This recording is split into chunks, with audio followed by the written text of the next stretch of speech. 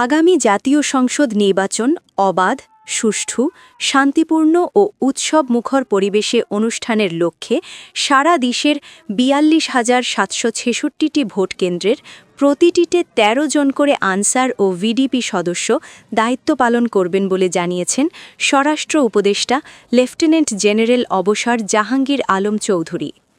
গাজীপুর থেকে আব্দুল কুদ্দুসের প্রতিবেদনে দেখুন বিস্তারিত। সোমবার দুপুরে গাজীপুরের শফিপুরে বাংলাদেশ আনসার ও ভিডিপি একাডেমির ইয়াদ আলী প্যারেড গ্রাউন্ডে ৪১তম বিসিএস আনসার কর্মকর্তা, উপজেলা আনসার ভিডিপি প্রশিক্ষক ও প্রশিক্ষিকা এবং আনসার ব্যাটালিয়নের ২৬ ও ২৭তম ব্যাচের মৌলিক প্রশিক্ষণ সমাপনী পাসিং আউট প্যারেড অনুষ্ঠানে প্রধান অতিথির বক্তব্যে তিনি এসব কথা বলেন। অনুষ্ঠানে সেরা নৈপুণ্য ও পেশাদারিত্বের স্বীকৃতি হিসাবে ৪ জন নবীন প্রশিক্ষণপ্রাপ্ত সদস্যকে ক্রেস্ট প্রদান করা হয়। এ সময় বাংলাদেশ আনসার ও ভিডিপির মহাপরিচালক মেজর জেনারেল আব্দুল মোতালেব সাজ্জাদ মাহমুদ সহ বাহিনীর ঊর্ধ্বতন কর্মকর্তারা উপস্থিত ছিলেন।